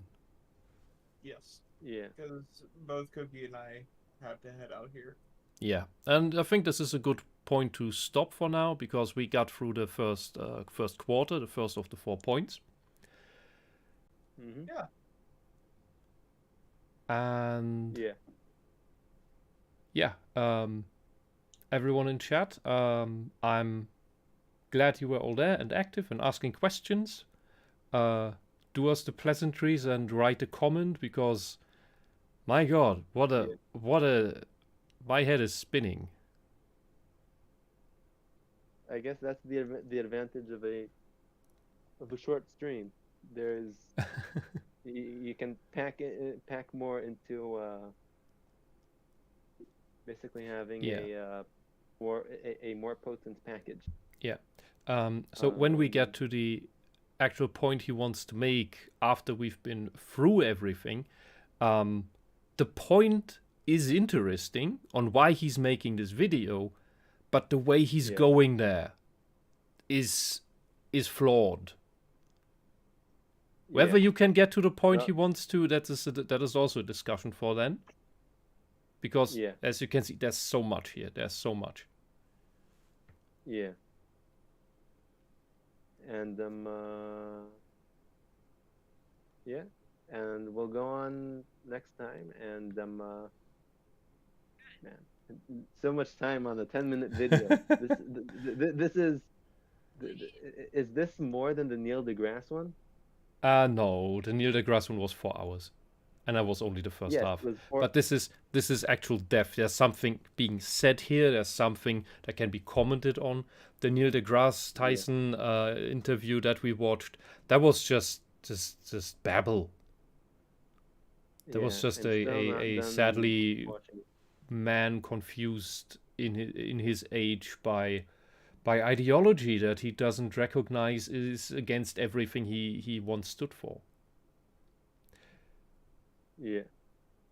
Yeah. I was thinking in a sense that that it took us an hour to cover 3 minutes here, while there in 4 hours you did cover something like 38 minutes. Yeah. Well, here we have tangents and diversions and indulgences into hard history, into linguistics, and other parallels in history. That is substance. Well, there wasn't much substance to talk about with Neil so far. In the second half, there may be some more to comment on, but for everyone who's looking forward to that, and I've been told many people were disappointed with that, as am I. The first half of that was really weak, and but we'll do that if as in like in between when Cookie and Cyrek don't have time at the same time, then we can continue the Neil deGrasse. But for this one, I would like to have both of you on. Yeah. Yes. And I can also recommend the book that I've mentioned here. Semitic, it's in Hebrew, so I don't know if there's an English translation of it. Okay. Can you? You can't see the chat, right? Can you type the title into the Discord? Then I can paste it into the chat and maybe later into the commentary. Yeah. I'm going to see how they translate it, if they do. Here. Yeah.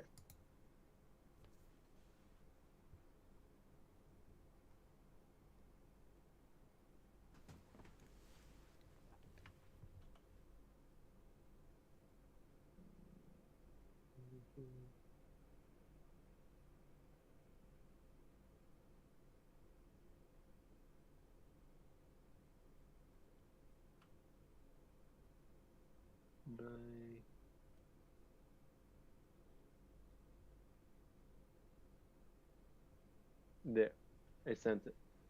By Chaim Rabin. Chaim Rabin. Chaim. Okay. Yeah. Okay, I put it in the chat, and I'll put it in the description later on. Yeah. And another thing that I've learned from this book is don't be afraid of reading a book which you do not fully understand what's written inside it. If you don't understand anything, that's something else. But also, I mean, do not go for the socialist book, but I mean actual good books that you understand part of what's good of what's written down, but you don't understand all of it. I think that's a good challenge for your head, because it can improve your reading skills, and you can learn new words, and you can learn wonderful new things. And that's one of the reasons why I like this book. Okay. Mm-hmm. Then Even though I still have much to finish. Okay, then I'll take the shackles off of you and leave you to your freedom. And I hope everyone else has a good time, and that you could take something from this highly unorthodox stream that somehow stayed up so far. Yeah. And I have been told I should ask. I don't like this, but I'm told I should definitely do this.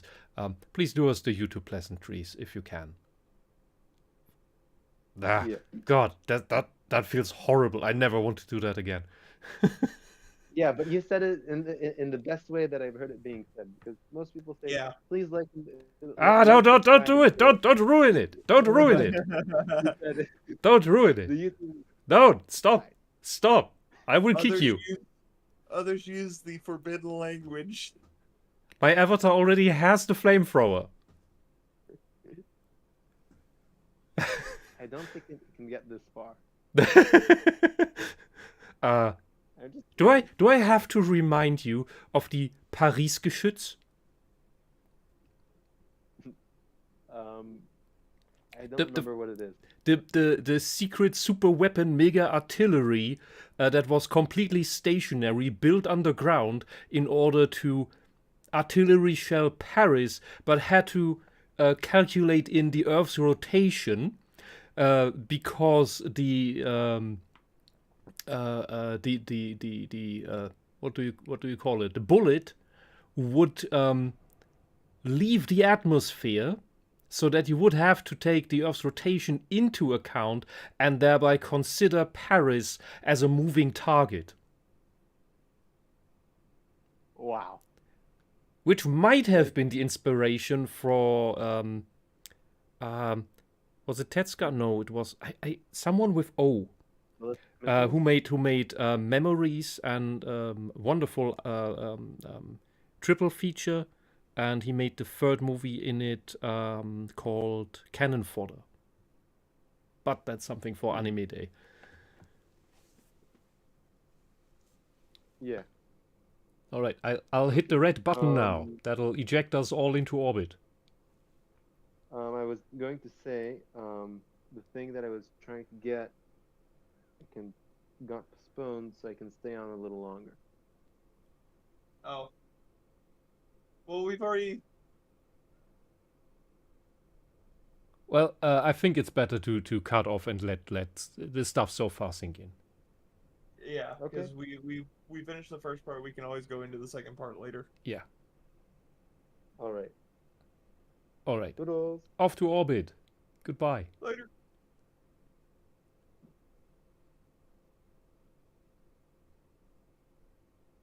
Did you do it yet? I